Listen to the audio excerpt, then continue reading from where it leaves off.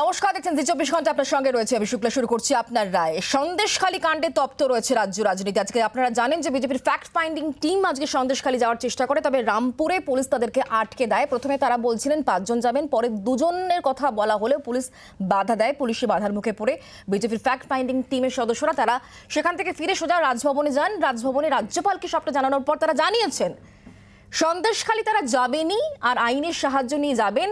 কেন সিবিআই তদন্ত করা হচ্ছে না সেই প্রসঙ্গ উত্থাপন করা হয়েছে আজকে বিজেপির তরফ থেকে। তবে শুধুমাত্র বিজেপি নয়, আজকে কংগ্রেসের তরফ থেকে অধীর রঞ্জন চৌধুরী তিনিও যাওয়ার চেষ্টা করেন, তবে সরবেরিয়ায় তাকে পুলিশ আটকে দেয়। আর তারপর সেখানে দাঁড়িয়েই রাজ্যের মুখ্যমন্ত্রী, রাজ্যের পুলিশ প্রশাসন এবং রাজ্য সরকারের বিরুদ্ধে কার্যত ক্ষোভ উগরে দিয়েছেন অধীর রঞ্জন চৌধুরী। আর আপনারা জানেন যে জাতীয় এসসি কমিশনের চেয়ারম্যান তিনি ঘুরে গিয়েছেন এবং সবটা রিপোর্ট তিনি রাষ্ট্রপতিকে দিয়েছেন এবং তিনি চাইছেন, তিনি বলেছেন আজকে রাষ্ট্রপতি শাসন জারি তিনি সুপারিশ করেছেন। আমরা সবটা বিষয় নিয়ে আলোচনা করব অবশ্যই, তবে আপনাদেরকে জানিয়ে রাখি যে ঘটনাক্রম ইতিমধ্যে চলছে, যার দিকে এই মুহূর্তে গোটা রাজ্য তাকিয়ে রয়েছে, গোটা দেশ তাকিয়ে রয়েছে, কারণ গোটা বিষয়কে সামনে রেখে লাগাতার তরজা পাল্টা তরজা চলছে। একদিকে শাসক দল, এ রাজ্যের শাসক দল তারা বলছে, আর তার পাশাপাশি কিন্তু বিরোধী বিজেপিরাও আসরে আসরে, সিপিএম আসরে রয়েছে, কংগ্রেসও। সবটা নিয়ে আলোচনা করব, তবে দেখাবো আপনাদেরকে সন্দেশখালী কাণ্ডে কিভাবে উত্তরোত্তর চাপ বাড়ছে রাজ্যের ওপর। লোকসভার আগে এ নিয়ে তৃণমূলের বিরুদ্ধে সুর চড়াচ্ছে বিজেপি। এবার এই এলাকা ঘুরে রাষ্ট্রপতি শাসন জারির দাবি তোলা হয়েছে জাতীয় তফসিলি কমিশনের তরফ থেকে। দেখুন, লোকসভা ভোটের আগে তৃণমূলকে কোণঠাসা করতে সন্দেশখালী কাণ্ড নিয়ে সরব বিজেপি। দিল্লি থেকে সরব বিজেপির কেন্দ্রীয় নেতারা ও মোদী সরকারের মন্ত্রীরাও। তবে সেই যুদ্ধ শুধু রাজনীতির ময়দানেই আটকে নেই, এই নিয়ে প্রশাসনিক পদক্ষেপও করেছে কেন্দ্র। বৃহস্পতিবার সন্দেশখালী গিয়েছিল জাতীয় তফসিলি কমিশন। 24 ঘন্টার মধ্যে রাষ্ট্রপতিকে রিপোর্ট দিয়েছে তারা। কমিশন তদন্তে গাফিলতির অভিযোগ তুলেছে। রিপোর্টে রাষ্ট্রপতি শাসনের সুপারিশ করেছে কমিশন। সারা দেশে বিভিন্ন নারী নির্যাতনের ঘটনা তুলে ধরে পাল্টা দিয়েছে তৃণমূল কংগ্রেসও। ये कानून का आधार पर हम लोग महामहिम राष्ट्रपति से इमीडिएट पश्चिम बंगाल का अनुसूचित जाति वर्ग को लोगों को और उनको सेव करने के लिए आराम से राष्ट्रपति शासन हो सकता है, ये कानून में है। ये चीज़ महामहिम राष्ट्रपति को मैंने बता दिया। राष्ट्रपति मैडम मेरे को यही बताया है जे मेरे पास भी सारे खबर है, हम इसको उचित कार्रवाई करेंगे। কোথায় ছিল এই কমিশন যখন মণিপুরে মহিলাদের ধর্ষণ করে নগ্ন করে প্যারেড করানো হয়, যখন হাতরাস উন্নাও বলরামপুরের মতো ঘটনা ঘটে? বিজেপি শাসিত রাজ্যে আইন শৃঙ্খলা অত্যন্ত খারাপ, নারী নির্যাতনের থেকে শুরু করে নারী পাচারের মতো ঘটনাগুলো ঘটে। সেখানে কটা কমিশন যায়? সেখানে কতবার রাষ্ট্রপতি শাসনের দাবি করা হয়?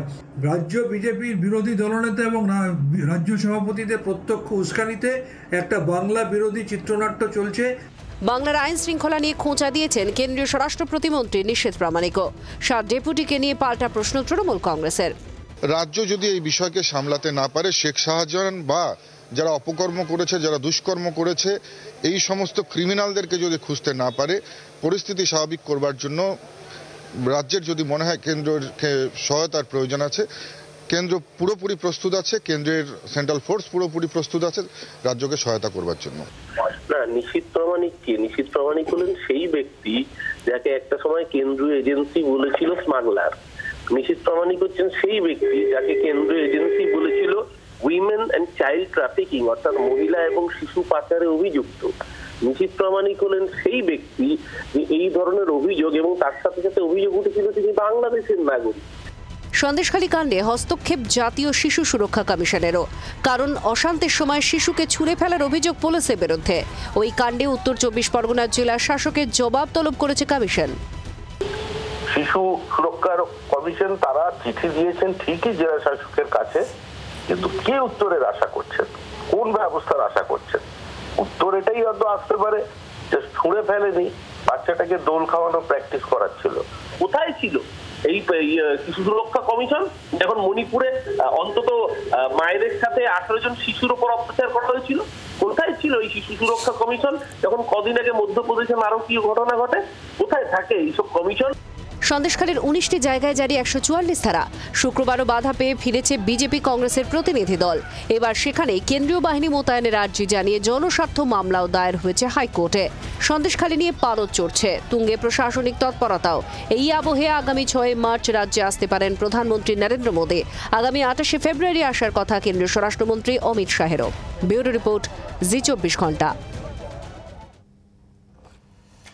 এই ঘটনাকে কেন্দ্র করে এই মুহূর্তে রাজ্যে যা চলছে তার দিকে এই মুহূর্তে যেমন রাজ্যের মানুষ নজর রেখেছে, কারণ আপনারা জানেন যে বিজেপির তরফ থেকে যেমনটা বলা হচ্ছে যে তারা সন্দেশখালী যাবেনি। কেন সন্দেশখালীতে যেতে দেওয়া হচ্ছে না? 144 ধারা জারি থাকার পরেও যেটা বলা হচ্ছে যে একজন কিংবা দুজন যেতে চান, এবং এই কথা আজকে অধীর রঞ্জন চৌধুরী তিনিও বলেছেন যে কোন আইনে তাদেরকে আটকানো হচ্ছে, এভাবে আটকানোর মানে কি, ঠিক কি ধামাচাপা দেওয়ার চেষ্টা চলছে, সত্যকে কি ধামাচাপা দেওয়ার চেষ্টা চলছে শুধুমাত্র এই 144-এর বাহানায়?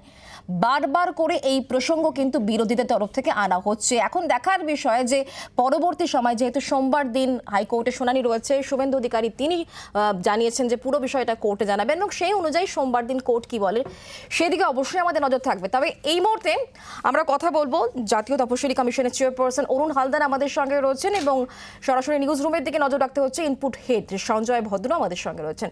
সঞ্জয় দা, আপনার প্রশ্ন অরুণবাবুকে।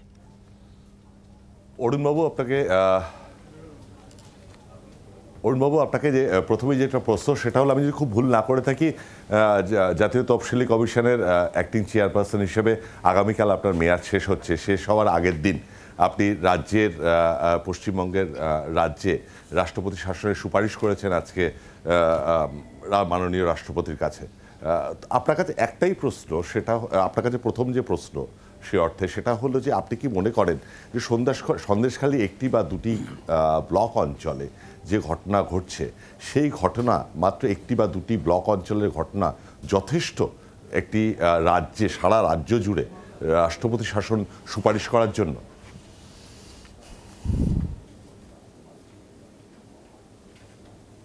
নমস্কার, আমি অত্যন্ত দায়িত্ব নিয়ে বলছি। পশ্চিমবঙ্গে 34 বছর এই সেক্টরের মানুষের সাথে কাজ করার সুবাদে বাংলার 2021 সালের নির্বাচনের পরে যেভাবে এই তপশিলি সম্প্রদায়ের মানুষের উপর টর্চার হয়েছিল, ঘরবাড়ি জ্বালিয়ে দিয়েছিল, ন্যাশনাল কমিশনের তখন 2021টি কেস জমা পড়েছিল, সেগুলো আমরা ইনভেস্টিগেশন করতে গিয়ে প্রতিটি ক্ষেত্রেই তদন্তে বাধার সৃষ্টি হয়েছিল, ঠিকমতো রিপোর্ট পাঠানো হয়নি, যাদের বিরুদ্ধে কমপ্লেন ছিল, যারা কমপ্লেন করেছিল ভিকটিমদের গিয়ে শাসিয়েছিলেন, তাদেরকে দিয়ে কেস উইথড্র করানো হয়েছিল। একটা ভয়ঙ্কর পরিস্থিতি 2021 সালে তৈরি হয়েছিল। 2019 সালে এই সন্দেশখালী এলাকাতেই প্রদীপ মণ্ডলকে মার্ডার করেছিল এই গ্যাং এবং এই বাহিনী, এই শাহজাহানের বাহিনী। তার একটি লাশ এখনও পর্যন্ত পাওয়া যায়নি। তখনও ন্যাশনাল কমিশনের কাছে কেসটি এসেছিল। তৎকালীন চেয়ারম্যান, মাননীয় চেয়ারম্যান সেটার শুনানি করেছিলেন, এবং সবথেকে তাজ্জব ব্যাপার, যখন আমি দায়িত্ব পেয়েছিলাম তখন গিয়েও দেখলাম সেই এফআইআর থেকে নাম্বার 1 যে ক্রিমিনাল, যার নাম 1 নম্বরে ছিল শাহজাহান মোল্লা, তার নামটি সেখান থেকে বাদ দিয়ে দিয়েছিলেন। তো এখানে রাষ্ট্রপতির শাসনটা আমি অত্যন্ত ভেবে চিনতে এই কথাটা বলেছি। কারণ যখন কোনো মানুষের উপায় থাকে না, ন্যায় পাওয়ার আর কোনো জায়গা থাকে না। পশ্চিমবঙ্গ ভারতবর্ষের দ্বিতীয় বৃহত্তম তপশিলি সম্প্রদায়ের মানুষ সেখানে বাস করেন, এবং বিশেষ করে এই অঞ্চলটা যেখানে প্রায় 80% SC/ST মানুষের বাস। তো সংবিধানে ক্লিয়ার আছে যেখানে এই সম্প্রদায়ের মানুষদের বাস, তাদের সেফগার্ড, তাদের নিরাপত্তা দেওয়া বাধ্যতামূলক রাজ্য সরকারের থাকে, এবং স্পেশাল অ্যাক্টে আর্টিকেল 338-এ বলা আছে যে যদি অ্যাট্রসিটি ভায়োলেট করা হয়, এবং সেই ভায়োলেট করার জন্য যদি সরকারি অফিসার এবং ক্রিমিনালরা একজোট হয়ে কাজ করতে থাকে, এবং তাতে ন্যাশনাল কমিশনের মতো একটা কনস্টিটিউশনাল বডির পুরো টিম যাওয়ার পরেও তাদের সঙ্গে অসহযোগিতা করা হয়, তারা যে রিপোর্টটা দিতে চাইলেন সেই রিপোর্টটা সেখানকার সর্বোচ্চ আধিকারিক, মানে যেখানে উপস্থিত ছিলেন ল অ্যান্ড অর্ডারের সিদ্ধিনাথ গুপ্তা, তিনি কমিশনকে থেকে অ্যাভয়েড করে চলে যান। সেখানকার মানুষ যখন হাউ করে কাঁদতে থাকে এবং তাদের কথাগুলো আমাদের কাছে বলে, সেই কথার সুবিধাটা কাদের মাধ্যম দিয়ে করব। আমি প্রথমেই তাদের কাছে সহযোগিতা চেয়েছিলাম, তারা সহযোগিতা কোনো কিছু করেননি। যখন আমাদেরকেই সহযোগিতা করছেন না, এবং ওখানে গিয়ে প্রশ্নটা করছি তাদের বিরুদ্ধে ক্ষোভ। আপনাকে যে প্রশ্নটি করছি যে সন্দেশখালী একটি বা দুটি অঞ্চল, একটা বিধানসভা অঞ্চল জুড়ে যে ঘটনা ঘটেছে, সেটা যথেষ্ট সারা রাজ্য জুড়ে রাষ্ট্রপতি শাসনের সুপারিশ করার জন্য?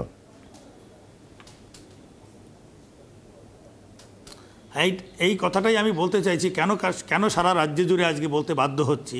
কারণ পশ্চিমবঙ্গের বিগত 2-3 বছরের যে পরিস্থিতি, আইন শৃঙ্খলার যে অবনতি, প্রত্যেকটি ক্ষেত্রে মানুষ যে অবিচার পাওয়ার একটা জায়গা তৈরি হয়েছে এবং তপশিলি অধ্যুষিত অঞ্চল সন্দেশখালী নয়, পুরো এলাকাতে আছে। এবং সামগ্রিকভাবে যেভাবে আইনের শাসন ওখানে নেই, প্রতিটি ক্ষেত্রে দেখুন মন্ত্রীরা আজকে তাদের দলে তারা অ্যারেস্টে জেলে ঢুকে আছে।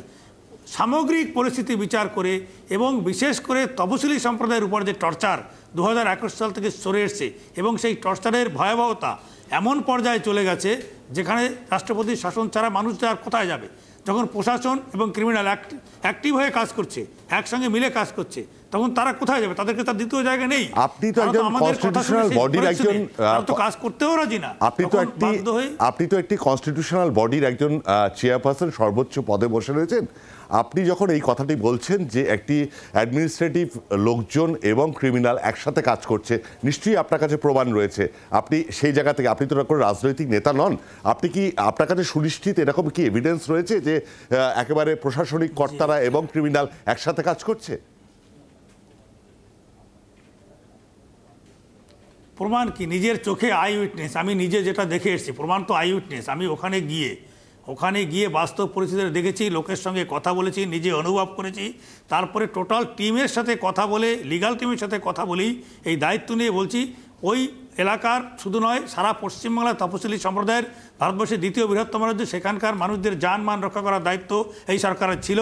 যখন তারা পারছে না, আর্টিকেল 330 ক্লিয়ার ডাইরেকশন আছে, যদি কোনো সরকার তপশিলি সম্প্রদায়ের মানুষের স্পেশাল অ্যাক্টে তাদের আইন শৃঙ্খলা রক্ষা করতে না পারে, তাদের জান মানে গ্যারান্টি না দিতে পারে, তখন সেখানে মহামহিম রাষ্ট্রপতি স্বাধীনতা দেওয়ার একদম অধিকার আছে। আপনার নিশ্চয়ই মনে আছে যে এর আগেও রাজ্যের বিরোধী দলগুলোর পক্ষ থেকে বেশ কয়েকজন নেতা তারা দাবি তুলেছিলেন রাষ্ট্রপতি শাসন জারির, কিন্তু আমরা জানি স্বরাষ্ট্রমন্ত্রক এবং স্বরাষ্ট্রমন্ত্রী যিনি রয়েছেন অমিত শাহ, তিনি তাদের একেবারে আভ্যন্তরীণ বৈঠকে আমাদের কাছে যে খবর রয়েছে, তিনি স্পষ্টত বলেছেন যে রাষ্ট্রপতি শাসনের পথে হাঁটতে চায় না। সে জায়গায় দাঁড়িয়ে আপনার যে স্ট্যান্ড পয়েন্ট সেটা একেবারেই ভিন্ন। আপনি একটা কড়া স্ট্যান্ড পয়েন্ট আপনি সুপারিশ করেছেন। আপনার কি মনে হয় এটা মানবেন? রাষ্ট্রপতিকে আপনি কথা দিয়েছেন, কিছু কথা হয়েছে? দায়িত্ব নিয়ে বলছি, আমি আবারও দায়িত্ব নিয়ে বলছি। আমাকে যে পজিশনে মহামহিম রাষ্ট্রপতি নিয়োগ করেছেন তপশিলি সম্প্রদায়ের ভারতবর্ষের মানুষের সেফগার্ড করার জন্য, তাদের নিরাপত্তা দেওয়ার জন্য, আমার মনে হয়েছে পশ্চিমবঙ্গে যেভাবে তপশিলিদের উপর আক্রমণ একের পর এক হচ্ছে, তাদের অপমান করা হয়েছে, তাদের বারে বারে অপদস্থ করা হয়েছে, তাদের সঙ্গে এত জঘন্য ব্যবহার করা হচ্ছে, মহিলাদের তুলে নিয়ে পার্টি অফিসের মধ্যে বসিয়ে তাদের সঙ্গে বাজে ব্যবহার করা হচ্ছে, খারাপ কাজ করা হচ্ছে, তাদেরকে দিয়ে বাধ্য করা হচ্ছে তাদেরকে। তো সেই জায়গায় দাঁড়িয়ে যখন তাদের আমি সেভ করতে পারছি না, প্রশাসন যখন আমার সঙ্গে সহযোগিতা করছে না, তখন কিন্তু আমার পক্ষে রাষ্ট্রপতির কাছে রিপোর্ট জমা দিয়ে তাদের সেফগার্ড করার জন্য রাষ্ট্রপতির কাছে যে পাওয়ার আছে শাসন ব্যবস্থা, রাষ্ট্রপতি শাসন দেওয়া, এটা ছাড়া আমার কাছে দ্বিতীয় বিকল্প রাস্তা আমার কাছে আর খোলা ছিল না। আর একটা প্রশ্ন আপনার কাছে করতে ইচ্ছা করছে, একটি শেষ প্রশ্ন, সেটা হলো সন্দেশখালীর এই সংলগ্ন এলাকা থেকে সাম্প্রতিক অতীতে আপনার কাছে কটা অভিযোগ জমা পড়েছে এই ধরনের নারকীয় ঘটনার, বা এই ধরনের কি অভিযোগ জমা পড়েছে?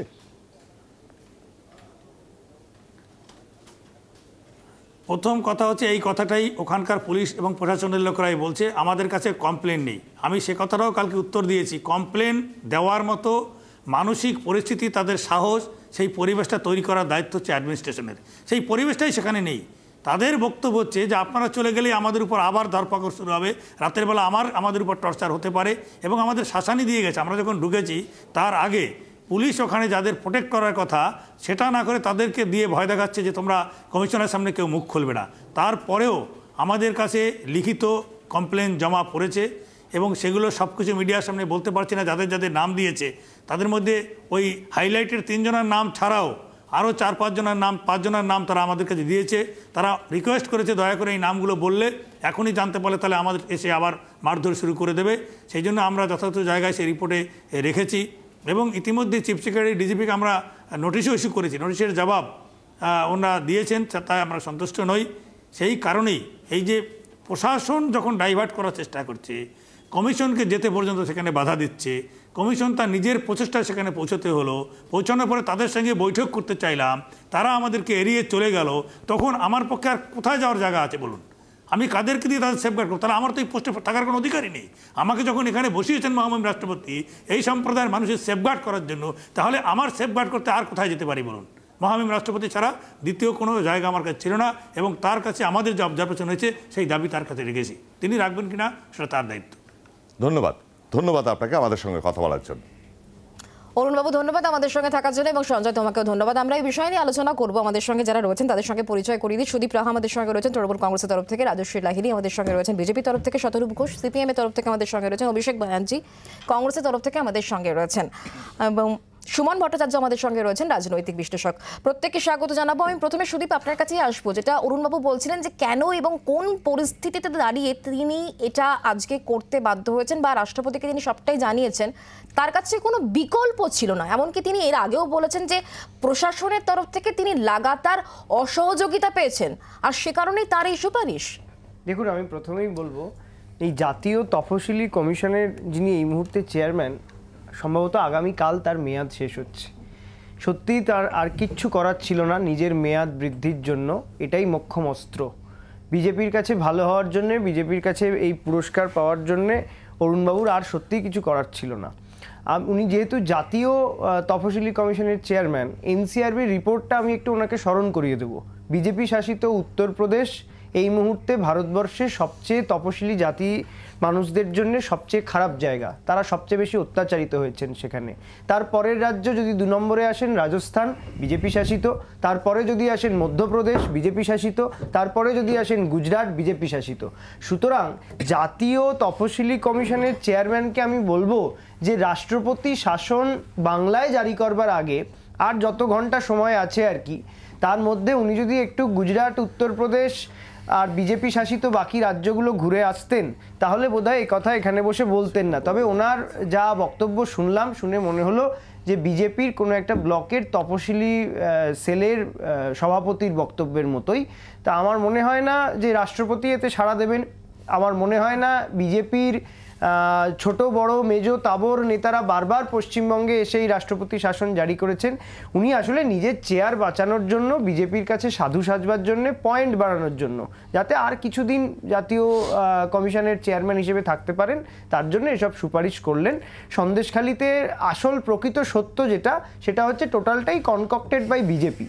বিজেপি রাজনৈতিক স্বার্থ চরিতার্থ করবার জন্য, যেহেতু সন্দেশখালিতে বিজেপি কিছু নেই, করলো না কেন এই প্রশ্নটা উঠতেই পারে। আপনারা রাজনৈতিক দলগুলোকে আটকাচ্ছেন, পুলিশ আটকাচ্ছে, সেটা আলাদা বিষয়, কিন্তু যিনি সরেজমিনে পরিস্থিতি দেখতে এসছেন, কথা শুনতে এসছেন, তাকেই বা কেন আটকানো হলো? এই কথাটা তো তিনি বারবার করে বলছেন। তাকে এই কথা বলতেই হবে। বিজেপি তাকে যা শিখিয়ে দিচ্ছে তিনি তাই বলছেন। বিজেপি শেখানো বলি রাজস্বীদা।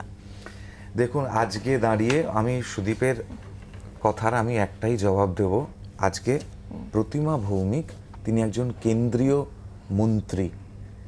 সব এমপিদের কাউকে যেতে দেওয়া হলো না, শুভেন্দু অধিকারী বিরোধী দলনেতা যেতে দেওয়া হলো না, Adhir Ranjan Chowdhury leader of the opposition in the parliament, তাকে যেতে দেওয়া হলো না, কোনো বিরোধী দলকে যেতে দেওয়া হলো না। কিন্তু আমি এটাই জানতে চাই, সন্দেশখালি ভারতবর্ষের মধ্যে এখনো আছে না নেই? যদি থেকে থাকে তাহলে একজন কেন্দ্রীয় মন্ত্রীকে কোন অধিকারে, কোন আইন প্রয়োগ করে, কি অজুহাতে আটকানোর অধিকার, ক্ষমতা, স্পর্ধা, এটা রাজ্য পুলিশের হয়েছে, এবং এটা খুব শক্ত হাতে হ্যান্ডেল করা হবে। এবং কেন্দ্রীয় মন্ত্রী পরিষ্কারভাবে এই যে বিভিন্ন জায়গায়, এই যে বিভিন্ন পশ্চিমবঙ্গ রাজ্যের মধ্যে যে ছোটোখাটো ইজারাদার মুখ্যমন্ত্রী যাদেরকে মমতা ব্যানার্জি দিয়ে রেখেছেন, শাহজাহান, জাহাঙ্গীর, শওকত থেকে আরম্ভ করে, তাদের কথা বলে দিয়েছেন।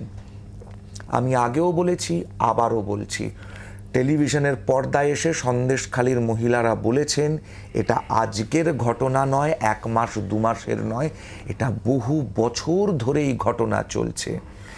আপনাদেরই একজন সহকর্মী, অন্য আরেক সাংবাদিক, তিনি গেছিলেন, তিনি তার ডিটেলস ভিডিও পোস্ট করেছেন, ওখানে গিয়ে বহু সাংবাদিক দেখিয়েছেন, এবং এরপরে আর বলার নতুন করে কিচ্ছু থাকে না। তবে এই উত্তম এবং এই যে শিবু, এদের কথা বলা হচ্ছে, এরা কিচ্ছু নয়, এরা নিতান্তই শিশু। এদের মাথা আসল হচ্ছে জিয়াউদ্দিন মোল্লা, অন এয়ার অত্যন্ত দায়িত্ব সহকারী বলছি, এবং আপনারা শুনলে অত্যন্ত বিস্মিত হয়ে যাবেন। আগেও বলেছি, আবারও বলছি কদিন আগে। কিন্তু রাজস্বীদা, এই প্রশ্নটা উঠছে যে যতটা আপনারা বলছেন সেই অনুযায়ী কাজ কতটা হচ্ছে, কারণ এই প্রসঙ্গ বারবার করে উঠে আসছে, কারণ সামনে যেহেতু ভোটের জন্য বিষয়টা কি জিয়ে রাখা হচ্ছে, নাকি সত্যি আপনারা আন্তরিক সন্দেশখালির জন্য এই প্রসঙ্গ বারবার করে ঘুরে ফিরে আসছে? আমি অবশ্যই আসবো আপনার কাছে, আমি অন্যান্যদের কাছেও যাবো, তবে আজকে যেভাবে সারাদিন ধরে আমরা দেখতে পেলাম পুলিশই বাধার মুখে পড়লেন, বিজেপির ফ্যাক্ট ফাইন্ডিং টিমের সদস্যরা, কংগ্রেসের তরফ থেকে অধীর রঞ্জন চৌধুরী তিনিও বাধার মুখে পড়েছেন, ঠিক কি হলো আজকে দিনভর, কারা কারা বাধার মুখে পড়লেন এবং বাধার মুখে পড়ে তাদের বক্তব্য কি ছিল দেখুন।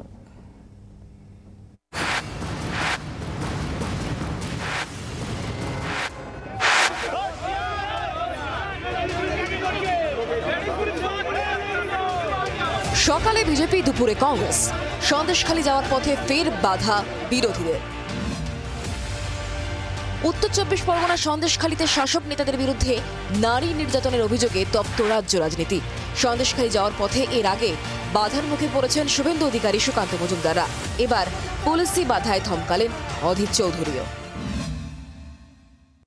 সন্দেশখালি বাংলাদেশ নয়, সন্দেশখালি পাকিস্তান নয়, তাহলে আমরা বাংলার মানুষ কেন সন্দেশখালিতে প্রবেশ করতে পারব না? শুক্রবার বহরমপুর থেকে সন্দেশখালির উদ্দেশ্যে রওনা হন প্রদেশ কংগ্রেস সভাপতি। এদিন সরবেরিয়া থেকে হেঁটে সন্দেশখালি যাচ্ছিলেন অধীর, তার সঙ্গে ছিলেন কংগ্রেসের অন্য নেতাকর্মীরা। রামপুরে তাদের আটকে দেয় বিশাল পুলিশ বাহিনী। প্রতিবাদে দলবল নিয়ে রাস্তাতেই বসে পড়েন অধীর। কংগ্রেস কর্মী সমর্থকেরা ব্যারিকেড ভেঙে এগোনোর চেষ্টা করলে শুরু হয় ধস্তাধস্তি। শেষমেশ ঘণ্টাখানেক পর রামপুর থেকেই ফিরে যান প্রদেশ সভাপতি। এ বাংলার মানুষ হিসেবে ভাবতে লজ্জা লাগে যে এ বাংলায় এমন কোনো জায়গা আছে যার নাম সন্দেশখালি, যেখানে রাতের বেলায় মা বোনদের ডেকে নিয়ে এসে ইচ্ছামতো তাদের ব্যবহার করা হতো। এই অন্যায় কোনো ধর্মভিত্তিক অন্যায় নয়, এই অন্যায় কোনো বিশেষ সম্প্রদায়ের অন্যায় নয়, এই অন্যায় ক্ষমতাসীন ক্ষমতাশালী একটা গোষ্ঠী, তারা দুর্বল নিপীড়িত মানুষের উপরে অত্যাচার করেছে। সেই ঘটনাকে ধামাচাপা দেওয়ার জন্য এখানে নানা রকমের কালারিং হচ্ছে। শুভেন্দু সুকান্তদের পর এবার বিজেপির ফ্যাক্ট ফাইন্ডিং কমিটিকেও সন্দেশখালি যেতে বাধা দিল পুলিশ। অধীরের আগেই এদিন রামপুরে পুলিশি ব্যারিকেডে আটকে যায় জেপি নাড্ডার পাঠানো বিজেপির 6 সদস্যের কেন্দ্রীয় দল। সেখানেই পুলিশের সঙ্গে তর্কাতর্কিতে জড়ান প্রতিমা ভৌমিক, অন্নপূর্ণা দেবীরা। কিছুক্ষণ ধস্তাধস্তির পর রাস্তাতেই বসে পড়ে বিজেপির কেন্দ্রীয় দল। সেখান থেকে ভিডিও কলে সন্দেশখালীর মহিলাদের সঙ্গে কথা বলেন। আমাদেরকে আসতে দিচ্ছে না, আমরা বসে রয়েছি 2 ঘন্টা ধরে, পুলিশ আমাদেরকে আটকে রেখেছে। পুলিশ বলছে আপনাদের সঙ্গে নাকি কিচ্ছু হয়নি। আপনারা আসুন, আমরা বসছি, আপনারা আসুন। শেষ পর্যন্ত অবশ্য নদী পেরিয়ে রামপুর পর্যন্ত আসতে পারেননি গ্রামের মহিলারা, তাই ঘণ্টাখানেক ধর্ণা দিয়ে কলকাতায় ফিরে যায় বিজেপির ফ্যাক্ট ফাইন্ডিং টিম। পরে রাজভবনে গিয়ে সন্দেশখালী নিয়ে সরব হন প্রতিমা ভৌমিক, অন্নপূর্ণা দেবীরা। हम यहाँ के बाद एक बार हम लोग जाके राष्ट्रपति जी से भी मिलेंगे। সন্দেশখালী যাব, আমরা যাব, আর জরুর ওদের সঙ্গে যাদের সঙ্গে এসব ঘটনা হয়েছে ওনাদের সঙ্গে মিলবো। আমরা ওদেরকে ন্যায় দেওয়া পর্যন্ত আমরা ওদের সঙ্গে থাকবো। এরই মধ্যে সন্দেশখালী ঢুকতে হাইকোর্টে দ্বারস্থ হলেন শুভেন্দু অধিকারী। বিরোধী দলনেতার অভিযোগ, আদালত 144 ধারা খারিজ করার পরেও ফের 144 ধারা জারি করে তার পথ আটকেছে পুলিশ। আগামী সোমবার এই মামলার শুনানি। ব্যুরো রিপোর্ট, জি 24 ঘন্টা।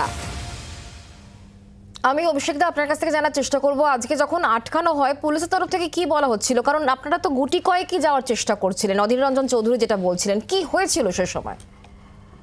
আজকে যখন আমরা ওখানে গেলাম সরবেরিয়াতে তো আটকে দেওয়া হলো, তার আগে তোমায় একটা কথা বলি, তুমি আজ অব্দি কোনোদিন দেখেছো মুখ্যমন্ত্রী মমতা বন্দ্যোপাধ্যায়ের নামে কোনো বাজার আছে? সরবেরিয়াতে গেলে দেখবে শেখ শাহজাহান মার্কেট আছে, এটা হচ্ছে শেখ শাহজাহান, যে নিজে হচ্ছে অলিখিত প্রতিষ্ঠান। আনফরচুনেট ব্যাপারটা এইখানে। সরবেরিয়া থেকে আমরা ঢুকছি, যে তৎপরতা আজকে পুলিশের দেখলাম, বিশ্বাস করো সেই তৎপরতার 1% যদি গত 11 বছর লাগবে না, গত 11 দিনে করতো, শাহজাহান আজকে জেলের পেছনে থাকতো। আনফরচুনেট। আচ্ছা, ওদের কি দাবি? ওখানে গেলে নাকি আইন শৃঙ্খলার অবনতি হবে। আমাদের বলা হলো আপনারা যাবেন না, আইন শৃঙ্খলার অবনতি হবে। আইন শৃঙ্খলা কি খুব ভালো আছে ওই জায়গাটাতে? আজকে সারা বাংলা একটা অদ্ভুত কারণে সারা ভারতবর্ষের কাছে হাইলাইটেড হচ্ছে। আমরা কেউ চাইনি এই ব্যাপারটা। আমি ধরে নিলাম মিথ্যে অভিযোগ যেটা সুদীপ বলছে। আমার মহিলা এবং শিশু কল্যাণ মন্ত্রী বলে একটা মন্ত্রী আছে, অন্তত গতকাল পর্যন্ত ছিল, তার সঙ্গে দেখাও হয়েছিল তোমাদের কনক্লেভে। আমি জাস্ট এই প্রশ্নটা করতে চাইছি, তিনি তার বিরুদ্ধে সুমোটো তদন্ত করছেন না কেন? নাম্বার 1। নাম্বার 2, মমতা বন্দ্যোপাধ্যায়, সবাইকে ছেড়ে দিলাম, মমতা বন্দ্যোপাধ্যায়কে আমার মনে আছে ভিখারি পাসওয়ান সম্বন্ধে বলেছিলেন ভিখারি পাসওয়ান না ভিক্টরি পাসওয়ান। আমি সেই মমতা বন্দ্যোপাধ্যায়কে মনে রেখেছি, যে মমতা বন্দ্যোপাধ্যায় সিঙ্গুর নন্দীগ্রামে স্কুটারের পেছনে যেতে পারে। মমতা বন্দ্যোপাধ্যায় কনভয় নিয়ে ঢুকতে পারলো না। 294টা বিধানসভায় তো উনি বলেন আমি প্রার্থী, উনি তো গুন্ডা কন্ট্রোল করেন। সন্দেশখালী যেতে পাসপোর্ট লাগে, ভিসা লাগে, মমতা বন্দ্যোপাধ্যায় 40 দিনে 1 সেকেন্ডের জন্য যেতে পারলেন না। আজকে ওখানে যখন আমরা যাচ্ছি, আনফরচুনেটলি পুলিশরা বলছে যে আপনারাও তো জানেন আমাদেরকে কি চাপে কাজ করতে হয়। তুমি ভাবো সমস্যাটা, দেখো পুলিশদের বাড়িতেও মা বোন আছে, তাকেও গিয়ে এই প্রশ্নটার সামনে দাঁড়াতে হয়। কিন্তু যে জিনিসটা আমাদের তপশিলি কমিটির চেয়ারম্যানের একটা কথা বললেন, আমি জাস্ট একটা ব্যাপার, আমি আইনটা একটু কম বুঝি এই ব্যাপারটাতে, যে অভিযুক্ত সেও তপশিলি, যে আক্রান্ত সেও তপশিলি। এখানে এক্স্যাক্টলি, কারণ শিবু হাজরা হোক বা উত্তম সর্দার হোক, এরাও কিন্তু তপশিলি। অপরাধীর কোনো ধর্ম বা জাত হয় না। অন্তত আমার ভারতবর্ষের যে দণ্ডবিধিটা তৈরি হয়েছে, দণ্ডবিধিটাও তাই বলছে। সন্দেশখালী অভিষেকরা যখন এত কথা হচ্ছে, তখন কিন্তু অভিষেক বন্দ্যোপাধ্যায় তিনি চোপড়ার কথা বলছেন। চোপড়ায় 4 শিশুর মৃত্যু। রাজ্যপাল তিনি সন্দেশখালী ভিজিট করতে পারেন, কিন্তু তিনি কেন চোপড়ায় যাচ্ছেন না? আজকে অভিষেক বন্দ্যোপাধ্যায় অন্ততপক্ষে ভার্চুয়াল মিটিং এই প্রসঙ্গ এনেছেন। আমি সেই জায়গায় যাব, অবশ্যই আলোচনা এই বিষয় নিয়ে অবশ্যই আসবো, কিন্তু একটা বিরতির সময় হয়েছে, বিরতি নিচ্ছি, বিরতির পর ফিরে আসছে, সঙ্গে থাকুন।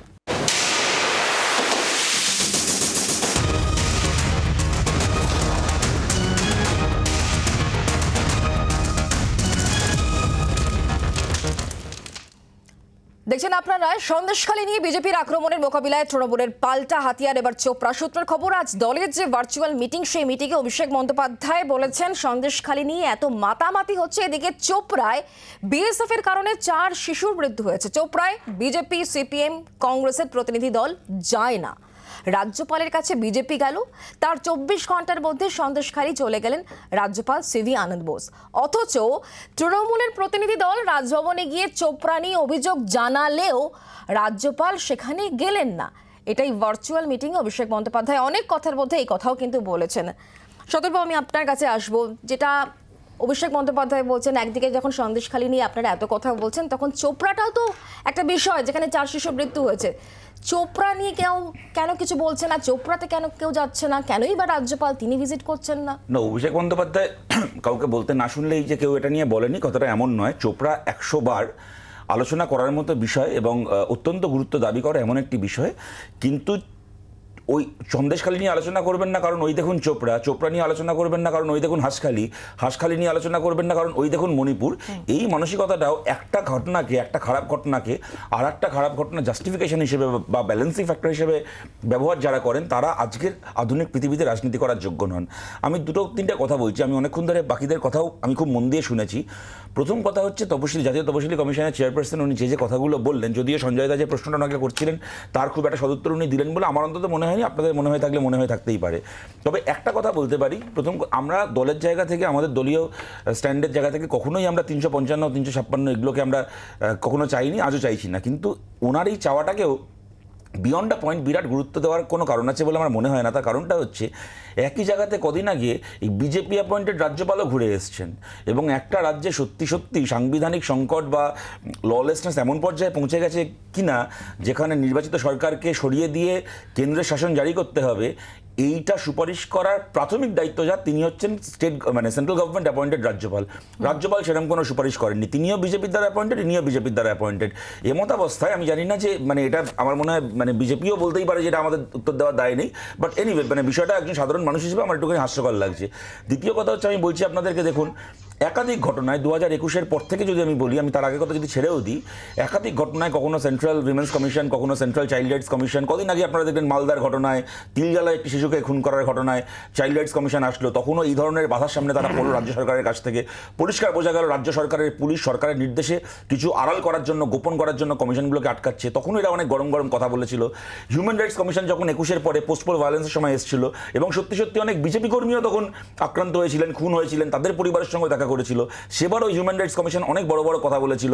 এরা আমাদের ট্যাক্সের টাকায় বিজনেস ক্লাসে উড়ে আসে, বড় বড় 5 স্টার হোটেলে কলকাতা শহরে থাকে, অ্যাগনি ট্যুরিজম যাকে বলে, মানে মানুষের দুঃখ যন্ত্রণা ট্যুরিজম করতে বেরোয়, বড় বড় স্টেটমেন্ট দিয়ে, টিভিতে ইন্টারভিউ দিয়ে আবার বিজনেস ক্লাসের টিকিটে ফিরে চলে যায়।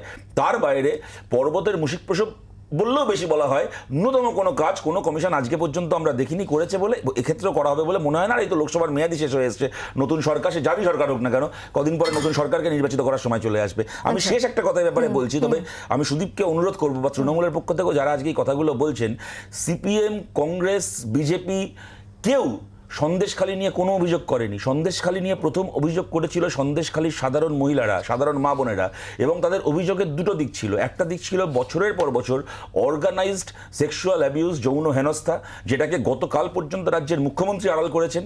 এবং ওনাদের আরেকটা অত্যন্ত গুরুত্বপূর্ণ অভিযোগ ছিল, আপনাদেরকে মনে করাই, তা হচ্ছে আমরা যখন এটার অভিযোগ পুলিশের কাছে করতে গেছিও, পুলিশের কাছ থেকে আমাদেরকে এইটা শুনে ফিরে আসতে হয়েছে যে তোমরা শিবুবাবুর কাছে যাও, তোমরা উত্তম বাবুর কাছে যাও, তোমরা শাহজাহান বাবুর কাছে যাও। এতগুলো অভিযোগ থেকে থাকে এবং বহু বছর ধরে এইটা চলে আসছে, তাহলে এখন কেন? আমি এবার বলি, আমি 20 মিনিটের বেশি বাকিদের কথা ছিল, আমি জাস্ট আর 20টা সেকেন্ড চাইছি। সে কুণাল ঘোষ বহু বছর ধরে একসঙ্গে মমতা বন্দ্যোপাধ্যায়ের সঙ্গে 7,000 টাকা খেয়ে তারপর প্রিজন ভ্যানে উঠতে বলেছিলেন যে মমতা ব্যানার্জি বেনিফিশিয়ারি, সব ফালতু লোকের কথা। আমি একটা কথা আপনাদেরকে বলছি এখানে, যেটা আমি বলার চেষ্টা করছিলাম, তা হচ্ছে ওনাদের অভিযোগের যে দ্বিতীয় অ্যাসপেক্টটা অভিযোগের, যে পুলিশের কাছে গেলে পুলিশ আমাদেরকে পাঠিয়ে দিত শাহজাহানের কাছে। আমি বলছি এইটা কি মিথ্যে হতে পারে? কেন বলছি? এটা খালি সন্দেশখালীর প্রশ্ন না। আমরা কি দেখিনি রাজ্যের মুখ্যমন্ত্রী বলছেন আনারুল পুলিশ পাঠায়নি তাই বকটুইতে পুলিশ যায়নি? আমরা কি দেখিনি মুখ্যমন্ত্রীর পাশে দাঁড়িয়ে অনুব্রত মণ্ডল বলে দিচ্ছে সুচপুরের মতো, নানুরের মতো করে কেস সাজাতে হবে? অর্থাৎ আমাদের রাজ্যে যে থানাগুলোকে তৃণমূল চালায়, এইটাকে কি আমাদের আর জানতে কোনো মানে সমস্যা আছে? 5টা ওয়ার্ড শুধু বলে দিই, 5টা ওয়ার্ড উনি যে বললেন, বিজেপিকে অনেক কিছু বললেন, আমি শুধু সময়টা মনে করে দিতে চাইছি। সংবাদ মাধ্যমের মধ্যেই আমরা দেখেছি, প্রয়োজন হলে ভিডিওটা বলবেন, আমি পাঠিয়ে দেবো। পরিষ্কার বলছেন ওখানকার মানুষ, আয়লার ঝড় হওয়ার পর থেকে এই ঘটনাগুলো ঘটা আরম্ভ করছে। অর্থাৎ আয়লা হয়েছিল 2009 সালে, ব্যাস এইটুকুই। আয়লার পর থেকে আপনাদের দলের প্রতিনিধিরা কোথায় ছিল? না না, আমি সেটাই না, আজকে তো শুধু নয়, বারবার করে আমরা দেখতে পাচ্ছি 144 ধারার কথা বলে পুলিশ প্রশাসন বারবার করেই আটকাচ্ছে। 2 জন গেলেও সেখানে আটকানো হচ্ছে, 4 জন গেলেও আটকানো হচ্ছে, কাউকেই যেতে দেওয়া হচ্ছে না। কেন এই রাগঢাক গুড়গুড়? কেন বারবার করে আটকানো হচ্ছে? বলছেন তো তারা যে তাদের কাছে তো বন্দুক, পিস্তল এসব কিছু নেই, তারা তো জাস্ট সাধারণ মানুষজনের সঙ্গে কথা বলবেন। কিসের এত ভয়? শুক্লা, আমি তো দূরে আছি, সেজন্য আমি চাইবো যে আমি যেটুকু বলছি সেটুকু যেন লোকে শুনতে পায়। প্রথম কথা যেটা বলতে চাই, যে আমি ব্যক্তিগতভাবে বিশ্বাস করি, সেটা কংগ্রেসের প্রতিনিধি দল হোক, সেটা বিজেপির প্রতিনিধি দল হোক, সেটা যে কোনো প্রতিনিধি দল হোক, তাদের যেতে দেওয়া উচিত, সেটা না যেতে দেওয়াটা অন্যায়। কিন্তু সমস্যাটা কোথায় হচ্ছে? শুক্লা, আপনি কৃষ্ণের নাম শুনেছেন? মহাভারতের কৃষ্ণ একজন আধুনিক কালের কৃষ্ণ ছিল, তার নাম নীতিশ ভরদ্বাজ। মধ্যপ্রদেশ থেকে মানে বিজেপির সাংসদ হয়েছিল। তিনি গত পরশুদিন একটা অভিযোগ করেছেন মধ্যপ্রদেশের পুলিশ কমিশনার এবং মুখ্যমন্ত্রীর কাছে, যে তার 2 জন নাবালক সন্তানকে তার প্রাক্তন স্ত্রী, যিনি একজন আইএএস অফিসার, হরণ করে নিয়ে গেছে। এখনো অবধি মধ্যপ্রদেশের পুলিশ, মধ্যপ্রদেশের সরকার, মধ্যপ্রদেশের চাইল্ড প্রোটেকশন কেউ একটা কাজও করে। কিন্তু পশ্চিমবঙ্গে একটা শিশুকে ছুঁড়ে ফেলা হয়েছে, সেটা নিয়ে এনসিপিসিআর অ্যাক্টিভ। তাহলে আপনি বুঝে দেখুন যে বিজেপির আমলে এই ন্যাশনাল কমিশনগুলোর কি অবস্থা। নাও কামিং ব্যাক টু, বোধহয় শতরূপ দেখেননি বা তৃণমূলের মুখপাত্র দেখেননি, অরুণ হালদার 2011 সালে বনগা কেন্দ্রে বিজেপির প্রার্থী ছিলেন। উনি কোনো কনস্টিটিউশনাল এই পদটায় বসেনি, উনি বিজেপির প্রার্থী ছিলেন। 2021 সাল অবধি বিজেপির রাজ্য SC/ST মোর্চার প্রধান ছিলেন।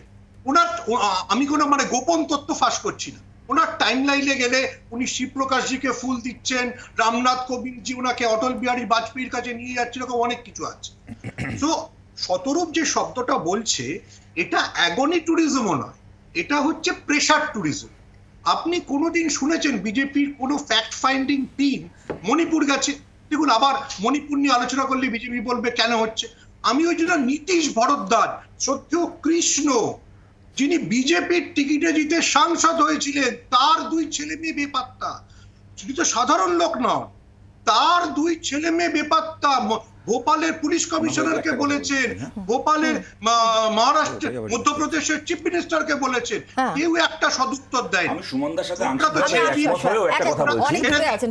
হ্যাঁ, আমার মনে হয় আমরা বলে নিয়েছি, আমি সেখানে আবার বিজেপির দরকার নেই, কিন্তু অসুবিধা হচ্ছে যে বিজেপি ইজ সিলেক্টিভ। আবার আমি বলছি there are two things.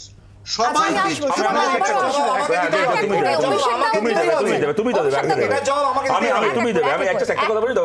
আমি একটা কথা বলছি, সুমনদার সাথে কিছুটা একমত হয়ে আমি বলছি। দেখুন, অরুণ হালদার বিজেপি জিতলে বিজেপির লোক বিভিন্ন কমিশনের মাথায় বসবেন, বামফ্রন্ট জিতলে বামফ্রন্টের লোকেরা বসবেন, তৃণমূল জিতলে তৃণমূলের অ্যাপয়েন্টেড লোকেরা বসবেন। আমার মনে হয় এটাকে নিয়ে আমরা থিওরিটিক্যালি অনেক কিছু বলতে পারি, কিন্তু এটাই প্র্যাকটিক্যাল, আমরা সবাই জানি। আমি সুমনদার কথাটা উড়িয়ে দিচ্ছি না, কিন্তু আমি এটাও বলছি, গতকাল সুমনদা নিশ্চয়ই শুনে থাকবেন, রাজ্যের মুখ্যমন্ত্রী বিধানসভায় দাঁড়িয়ে বলছেন আমি তো স্টেটের কমিশনকে পাঠালাম, মানে স্টেট হচ্ছে উইমেন্স কমিশনকে বোঝাতে চাইছেন, লীলা গাঙ্গুলিকে পাঠালেন।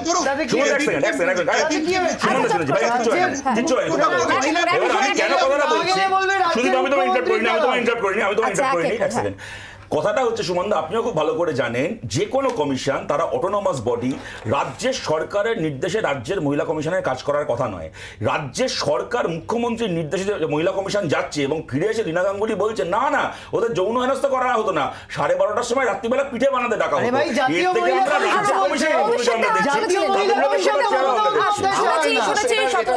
আমি আসবো অভিষেক দা। আচ্ছা, প্রথম কথা কি বলতো, যখন হাতরাস হয় তখন আমরা যেতে চাই সিদ্ধার্থনাথ সিং বলে এটা রাজনৈতিক পর্যটনের জায়গা নয়। আজকে সুদীপরা বলছে অ্যাগনিক, হাতে পড়ে থাকছে পেন্সিল। আমরা কেউ দলমত নির্বিশেষে এটা বলতে পারলাম না যে মা বোনরা আক্রান্ত হয়েছে তারা তোমাদের জোট সঙ্গী বলেছে, তোমার জোট সঙ্গী বুঝতে পারছে কনকক্টেড বাই বিজেপি, তুমি ভাই বুঝতে পারছো না। আচ্ছা, আমি বুঝে নিলাম কনকক্টেড বাই বিজেপি, তাহলে যে ভদ্রমহিলা করলো, যে ষড়যন্ত্রটা হলো, আমার পুলিশ মন্ত্রী কি করছে? আমার পুলিশ মন্ত্রীর তো অবিলম্বে এই মুহূর্তে ইস্তফা দেওয়া উচিত ইনএফিসিয়েন্সির জন্য। যে ষড়যন্ত্রটা সুদীপ জানে, ষড়যন্ত্রটা মমতা বন্দ্যোপাধ্যায় জানে না, এরকম ইনএফিসিয়েন্ট পুলিশ মন্ত্রী বাবার জন্মে দেখিনি। যে মানে তোর কাছে যে ইনফরমেশন আছে পুলিশের কাছে সে এফিসিয়েন্ট। শাহজাহান কোথায় তো শুভেন্দু অধিকারী সব জানে, কখন আরে শুভেন্দু অধিকারী তো তোদের চাইনি, শুভেন্দু অধিকারী জানে, শুভেন্দু অধিকারী জেলে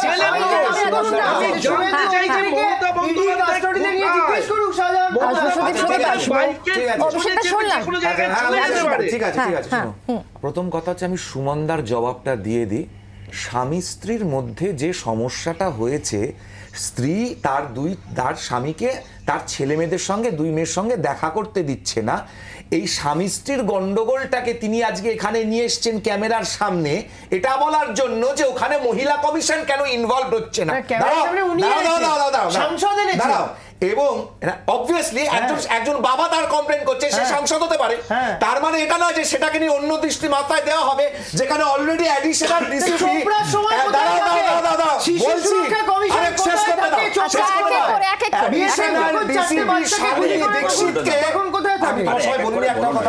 অ্যাডিশনাল ডিসিপি শালিনী দীক্ষিতকে এই দায়িত্ব অলরেডি দেওয়া হয়েছে। হয়তো সুমনদা ভুলে গেছেন, সেই কারণে মনে করে যে কথাটা শতরূপ বললো যে কে যখন বিজেপিতে থাকবে সে মাথায় থাকবে, বামফ্রন্টের মাথায় থাকবে। ঠিক যেমন সুমনদা যখন বিজেপিতে ছিলেন তখন তাই জন্য তানভীর, তাই জন্য আইসিসিআর এর ডিরেক্টর হয়েছিলেন। হয়তো এইগুলোই হচ্ছে ব্যাপার, সেগুলো উনি বলতে চাইছেন। না সুমনদা, আমি একটা প্রশ্ন করতে চাই, সেটা হচ্ছে এর আগেও বারবার করে আলোচনা প্রসঙ্গে এটা এসছে যে সন্দেশখালির জন্য চিন্তা হচ্ছে বা সন্দেশখালির মানুষের জন্য, মহিলাদের জন্য আন্তরিকভাবে চিন্তা করছে রাজনৈতিক দলগুলো, সেটা কি কাজকর্মে প্রকাশ পাচ্ছে? আপনি এর আগেও বলেছিলেন যে কেন্দ্রের ক্ষমতায় যারা রয়েছে তাদের তরফ থেকে কি অ্যাকশন, কি করছেন স্বরাষ্ট্রমন্ত্রী? কারণ স্বরাষ্ট্রমন্ত্রকে তো সুকান্ত মজুমদার তিনি চিঠি দিয়েছেন। যেহেতু রাজর্ষি ব্যাপারটাকে ব্যক্তিগত আক্রমণে নিয়ে গেছে, আমি একটা বলি, না আমি কোনো ব্যক্তিগত আক্রমণে নিয়ে যাইনি। আমি বলি না আপনার বলা স্বামী-স্ত্রীর ঘটনা সেটাকে নিয়ে আপনি মহিলা কমিশন নিয়ে আসছেন।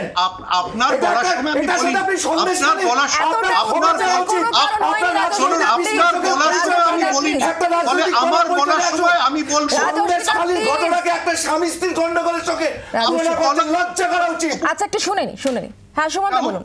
তাহলে একটা জিনিস প্রমাণ হয়, যত আইসিসি আর ডিরেক্টর হয় তাদের স্বামীরা কোটা বিজেপি করে। এটা তাহলে উনি তাহলে তাই জন্য আপনি এসেছিলেন বোধহয়, তাই জন্যই আপনি এসেছিলেন। তাহলে আপনারা স্বীকার করছেন নিজের স্বার্থে এসেছিলেন, স্বার্থে এসেছিলেন, 21-এ টিকিট পাননি তাই জন্য চলে গেছেন। এক এক করে সুমনদা, তাহলে সন্দেশখালীর মানুষের স্বার্থে, সন্দেশখালীর সঙ্গে সন্দেশখালীর মানুষের স্বার্থে তাহলে কি হচ্ছে? ক্যামেরার সামনে বলছে নীতিশ রাজস্বীদা প্লিজ সুমনদা, লজ্জা করা উচিত আপনাদেরকে। একটা রাজনৈতিক দলের পতাকা নিয়ে আসুন, তৃণমূলের মুখপাত্র হয়ে আসুন, রাজস্বীদা প্লিজ, সুমনদা দূরে রয়েছেন, আমরা শুনি, মুখপাত্র হয়ে আসুন প্লিজ, রাজনৈতিক রাজস্বীদা প্লিজ একই রকম ভাবে তাহলে আমাদের এসসি কমিশনের চেয়ারম্যানও তিনি সুমনদা কন্টিনিউ করুন, বিজেপির ঝান্ডা নিয়ে আসুন। সুমনদা কন্টিনিউ করুন। মণিপুরের যদি লজ্জা আপনাদের কাছে থাকে, শোনা যাচ্ছে না কথা, ফলে কিসের করবে এটা কথা বলবেন না।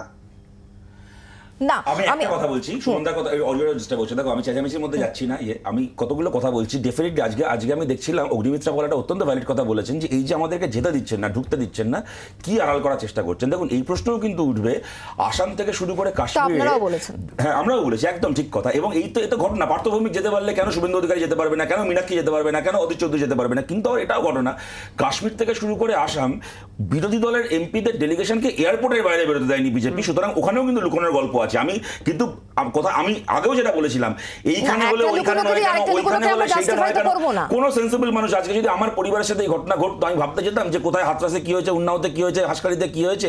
আজকের দিনে যেখানে কয়েকজন মহিলা রাস্তায় দাঁড়িয়ে বলছে, সকালবেলা ওদের বাইক এসে বলে যেত আজকে তোর বাড়ির বউকে আমাদের পার্টি অফিসে পাঠাবি, পাঠাতে না, যদি না পাঠাতাম বরের লাশ পড়ে থাকতো খালের ধারে, সেখানে দাঁড়িয়ে আজকে আমি এইখানে কেন ওইটা, সেখানে কেন সেইটা করবো, নাকি সবাই মিলে বলবো যে যদি এখানে মানে ওদের এই অভিযোগের মধ্যে 1% সত্যতা থাকে, কোন সুস্থ মানুষের উচিত নয় সেটাকে আড়াল করার চেষ্টা করা। সেখানে রাজ্যের মুখ্যমন্ত্রী, আজকে তুমি জিজ্ঞেস করছো বা সুদীপ বলছে ইডি কেন ধরছে না, শুভেন্দুকে কাস্টডিতে নিয়ে কেন শাহজাহানকে খুঁজছে না। আচ্ছা বলো তো, রাজ্যের মুখ্যমন্ত্রী যদি বিধানসভায় দাঁড়িয়ে শাহজাহানকে এই সার্টিফিকেট দেন যে শাহজাহানের কোনো দোষ নেই, ওকে হচ্ছে কালিমালিপ্ত করা হচ্ছে, তাহলে সন্দেশখালীর একজন সাধারণ মহিলা কোন বর্ষায় থানায় গিয়ে বলবে, কোন বর্ষায় থানায় গিয়ে বলবে?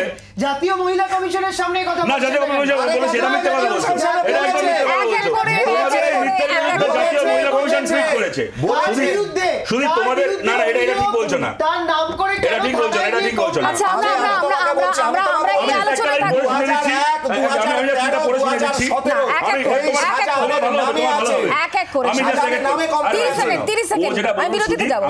পরশুদিন রাত্রিবেলা ওরা এই কথাগুলো বলার পরে এনসিডব্লিউর পক্ষ থেকে, জাতীয় মহিলা কমিশনের পক্ষ থেকে একটা টুইট করা হয়, সেখানে আমি জাস্ট একটা সেন্টেন্স পড়ে শোনাচ্ছি। Our enquiry committee found that the victim in West Bengal is being threatened by local police, deterring them from coming out and reporting instances of sexual and physical harassment. সুতরাং এইটা বলো না, জাতীয় মহিলা কমিশনের কাছে বলা হয়েছে তোমরা আড়াল করছো। সন্দেশখালীর আলোচনা যেমন চলছে তেমনই চলবে, আর তারই সঙ্গে আজকে অভিষেক বন্দ্যোপাধ্যায় যে ভার্চুয়াল মিটিং, এবং সেখানে সুব্রত বক্সির তাকে কোট আনকোট আমার নেতা বলা, এটা খুব ইঙ্গিতপূর্ণ, এবং সেখানে বেশ কিছু গুরুত্বপূর্ণ বিষয় নিয়ে কথাবার্তা হয়েছে। আমরা সেই বিষয়ে আলোচনায় যাব, একটা বিরতি নেব, বিরতির পর ফিরে আসছি, সঙ্গে থাকুন।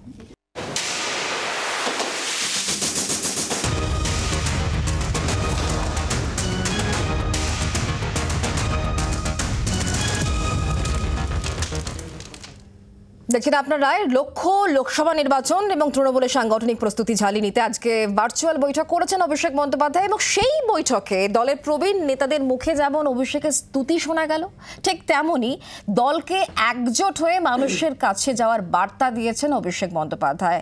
এদিন বক্তব্যের শুরুতে অভিষেককে নিজের নেতা বলে সম্বোধন করেছেন তৃণমূলের রাজ্য সভাপতি সুব্রত বক্সি, এবং অভিষেককে ভবিষ্যতের নেতা বলে সম্বোধন করেছেন সুদীপ বন্দ্যোপাধ্যায়ও। আর এদিন জোটবদ্ধ হয়ে লড়াইয়ের বার্তা দিয়েছেন অভিষেক বন্দ্যোপাধ্যায়। আমি সুদীপ আপনার কাছ থেকে এটা জানার চেষ্টা করব, মাঝখানে যে প্রবীণ নবীন দ্বন্দ্ব, তার মাঝখানেই বারবার করে শীর্ষ নেতৃত্বের তরফ থেকে বার্তা দেওয়া হচ্ছিল যে একসঙ্গে মিলে কাজ করতে হবে এবং বৃহত্তর স্বার্থে কাজ করতে হবে, কেউ একা কেউ কিছু নয়, সবটাই দল। তো 2024-এর আগে আবারও সেটা কি মনে করিয়ে দিতে হচ্ছে? না, মনে করানোর কোনো বিষয় নেই।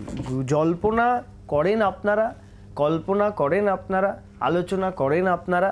তা সুব্রত বক্সী কোনো কারণ না থেকে কি এগুলো আলোচনা হয়? অভিষেক বন্দ্যোপাধ্যায়কে নেতা বলবেন না তো সীতারাম ইয়েচুরিকে কি নেতা বলবেন, না অমিত শাহকে নেতা বলবেন? তো ন্যাচারালি তিনি পার্টির জেনারেল সেক্রেটারি, তাকে তিনি নেতা বলেছেন। সুদীপ বন্দ্যোপাধ্যায় পার্লামেন্টারি পার্টির চেয়ারম্যান, তিনি অভিষেক বন্দ্যোপাধ্যায়কে ভবিষ্যতের নেতা বলবেন, এটা তো খুব স্বাভাবিক কথা। এই কথার মধ্যে আমি বুঝতেই পারছি না যে এর মধ্যে নিশ্চয়ই প্রেক্ষাপট থাকে, সে কারণে হয়তো বারবার করে এই কথাগুলো বলে বলতে হয়। এই প্রেক্ষাপট শুধুমাত্র এই সূত্রের খবর। এই সূত্রগুলো যারা, আমি চাইবো যে তারা একদিন এই চ্যানেলে বসে তারা বসুন আমাদের সাথে আলোচনায়। মিটিংয়ে তো আমি ছিলাম, তা আমার শুনে মনে হলো না যে এটা নিয়ে কোনো আলোচনার বিষয় হতে পারে। কেন সুব্রত বক্সী অভিষেক বন্দ্যোপাধ্যায়কে আমার নেতা বললেন, আমি মমতা বন্দ্যোপাধ্যায়কে আমার নেত্রী বলি? কেন আমি মমতা বন্দ্যোপাধ্যায়কে আমার নেত্রী বলি, কেন সুব্রত বক্সীকে আমার নেতা একদিন বললাম না? এটা নিয়ে যদি আলোচনা হয় আমার মনে হয় তাহলে আলোচনার বিষয় কম পড়িয়াছে, কিন্তু কম পড়েনি। আমি আবার নজর ঘোরাবো 2024 লোকসভা নির্বাচন যখন আসন্ন, যখন দিকে দিকে বিভিন্ন সময় আমরা দেখতে পেয়েছি যে গোষ্ঠীদ্বন্দ্ব, আমাদের বারবার করে বলতে হয় গোষ্ঠীদ্বন্দ্ব প্রকাশ্যে, ফের প্রকাশ্যেই। আমরা তো উত্তর 24 পরগনার বিভিন্ন প্রান্তের ছবিও দেখাই, মাঝে মাঝেই দেখাই, জগদ্দলের কথা আমরা বলি। তৃণমূলের গোষ্ঠীদ্বন্দ্ব নিয়ে মিডিয়াতে হাজার আলোচনা হয়েছে, আমরা সবসময় এটা মেনটেন করেছি যে দু চারটে স্বার্থের সংঘাত থাকতে পারে, আবার স্বার্থের কারণেই এরা দরকারের সময় সব এক হয়ে যায়, ওটাকে আমরা কোনো কালে সিরিয়াসলি নিইনি।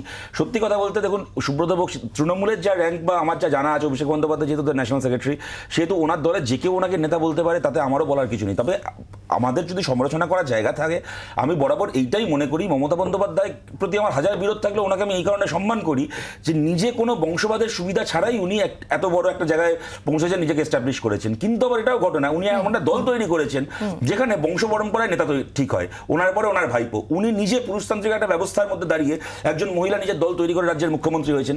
আবার ওনার দলে যদি মহিলা রিজার্ভ হয়ে যায় কোনো আসন, তাহলে সেখানে তৃণমূলের সিটিং এমএলএ বা কাউন্সিলরের বদলে তৃণমূলের কোনো মহিলা কর্মীর বদলে সেই কাউন্সিলরের বউ প্রার্থী হয়। সুতরাং মমতা বন্দ্যোপাধ্যায়ের প্রতি আমাদের সমালোচনা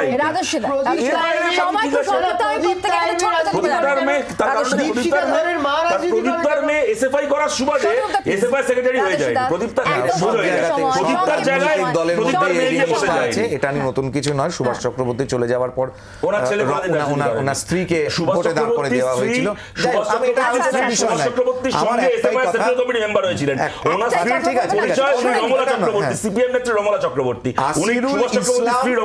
এবং আসগার আলী, এই দুজন চোপড়া কাণ্ডে অলরেডি অ্যারেস্ট হয়ে গেছে, যাদের মাটি কাটার দায়িত্ব ছিল এবং যিনি ছিল সেই সময়।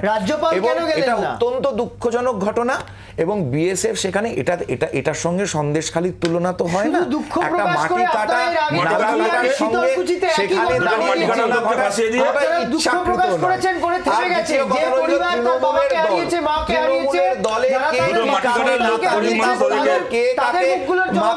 আমাদের জানার দরকার নেই। আমার শুধু একটাই ঘটনা মনে আছে, 21শে জুলাইয়ের দিনকে সুদীপ বন্দ্যোপাধ্যায় অত্যন্ত পুরনো তৃণমূলের নেতা বক্তব্য রাখছিলেন। সেই সময় অভিষেক বন্দ্যোপাধ্যায়, যাকে তিনি হয়তো কোলে নিয়ে খেলা করেছেন, তিনি উঠে এলেন। সুদীপ বন্দ্যোপাধ্যায়কে বক্তব্য শেষ করতে হলে উনি হাতটাত নেড়ে উনি অভিষেক বন্দ্যোপাধ্যায়কে পারমিশন চাইলেন, এবার বলবো। আমাদের 2024 লোকসভা নির্বাচনের আগে বিভিন্ন রাজনৈতিক অঙ্ক এবং দলের পার্টিকুলার অঙ্ক কোন দিকে কোন পথে এগোয় সেদিকে অবশ্যই নজর থাকবে, এবং সন্দেশখালীর ঘটনায় আগামী দিনে রাজনৈতিক দলগুলো কে কি করে সেদিকেও আমাদের নজর থাকবে। আপনাদের প্রত্যেককে ধন্যবাদ আমাদের সময় দেওয়ার জন্য। আজ এখানেই শেষ করছি, অন্যান্য সব খবরের জন্য দেখতে থাকুন জি 24 ঘন্টা।